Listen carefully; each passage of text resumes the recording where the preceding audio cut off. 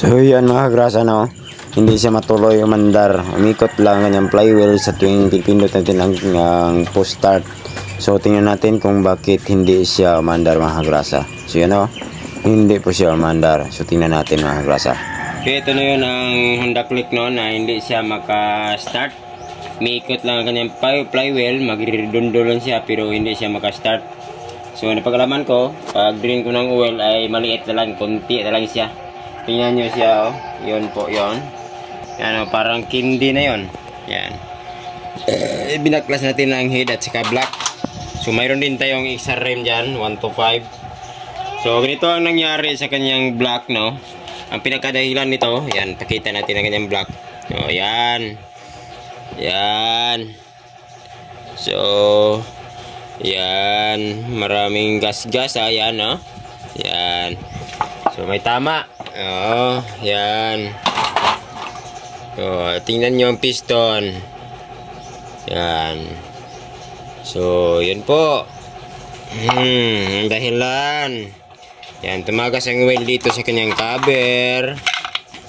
Yan. Then ito pinakadahilan, no, yung kanyang coolant. Ano po, natuyo, naubos po siya kasi dito tumatagas. Yan, tingnan nyo dito. Yung pasukan ng coolant dito. Yan, oh. Yan. So, yun po, no. Ayan, oh. Maraming nakabara. So, yun po. Yan, oh. So, yun, bumabaga. Yun, matigas ikutin. So, palit tayo ng bearing dito. Piston, cylinder block. Buti na lang ang Conrad dito ay okay pa siya, magagamit pa. So yun po, palit tayo ng valve dito at saka valve seal kasi lumiliit na ang kanyang oil. Yun po, yan ang kanyang dito, daanan ng coolant, baradong barado.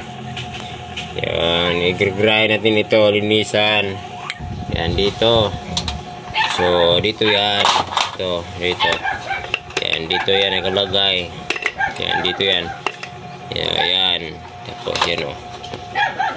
Kaya, bubulwak dito yung coolant. Hindi na malaya na may-ari.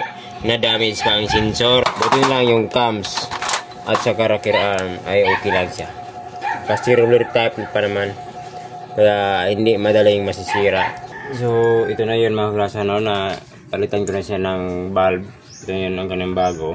I-test ko lang kung may leaking po siya, wala. If just in case na mayroon siyang leaking ay yun po, dagdagan na i-grind na ng konti gamit ang ating grinding compound. Hindi ko na siya pakita para mas madali ang ating tutorial. So bali napalitan na rin natin ng valve seal dito. Mayroon na pong bagong dito, black. At ito na ang paglagay natin piston. So sa paglagay naman ng piston ring ay dito rin ang kanyang in-ring gap ito. So yan. Yan dito.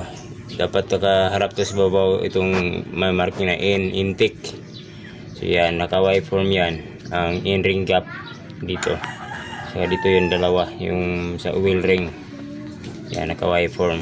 So kung maglagay man kayo ng gasket dito sa black gasket ay wag lang masyadong damihan, yung liit, kunti-kunti lang para hindi mabara yung ating mga wheel passage.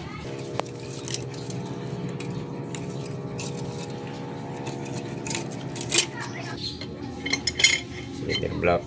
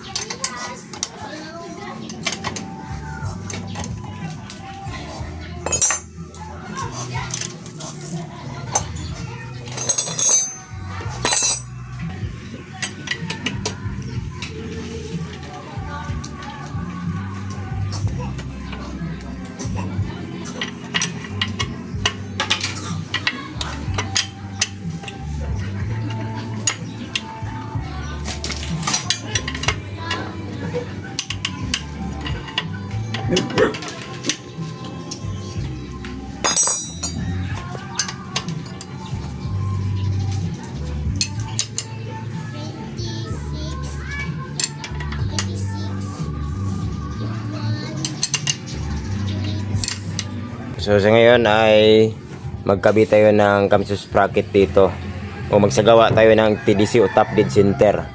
So sa pagsagawa ng TDC o top dead center nitong si Honda Click na FI ay kailangan itong cam sprocket na ay yung marking na to. So itong marking na to at saka ito ay kailangan magkalayan yan dito. So yan, magkalayan yan dito. At saka itong cam ay kailangan na free po siya, may ikot-ikot po siya. Yan. Yan, ganyan ang kanyang prestada o posisyon. So ito naman sa bandang flywheel ay kailangan itong kanyang kunya. Ito ay nakaharap yan dito. Yan. At saka ito namang marking na to. At saka itong marking sa makina ay kailangan magkalayan ito. Yan o, may guhit yan dito sa bandang flywheel. Yan dito. So kailangan align ito. So align natin bago natin isagawa ang TDC o top dead center. So yan. So ito naman ay kailangan natin na dito, higpitan po ito para hindi naman itong timing chain ay humigpit habang nagkabit po tayo. So yan, higpitan muna natin. So ganito lang, higpitan lang.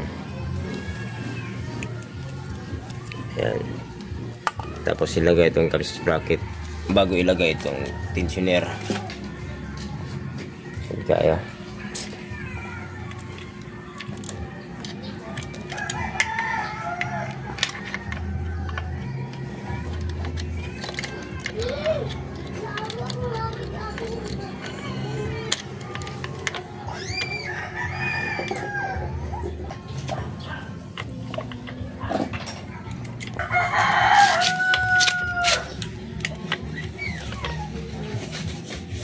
so ayan, nagkatapatan ng mga marking dito.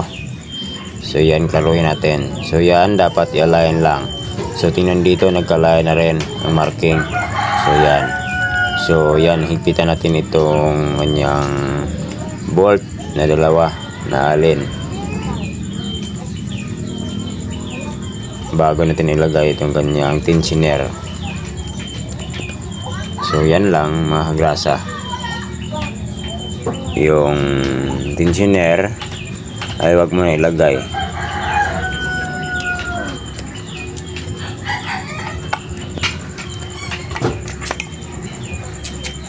So yan po, tensioner na po mga kagrasa.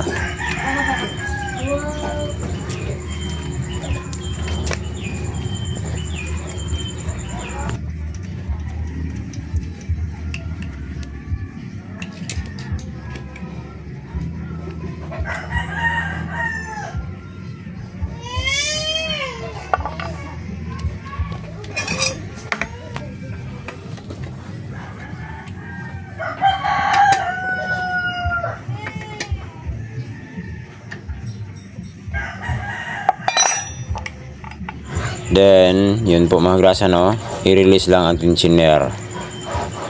Okay. So, yun po mga grasa, no? Ibalik natin ang dapat na ibalik. Ibalik natin ito sa motor para, yun po. Para masubukan natin na pandarin mga grasa pagkatapos nito. Okay, so yan na. Subukan natin. So, yan. It's a live. Maraming salamat sa inyong panonood mga grasa. So, ganito lang po ang gagawin mga grasa, no? I-check lang kung nag-loss compression ba siya.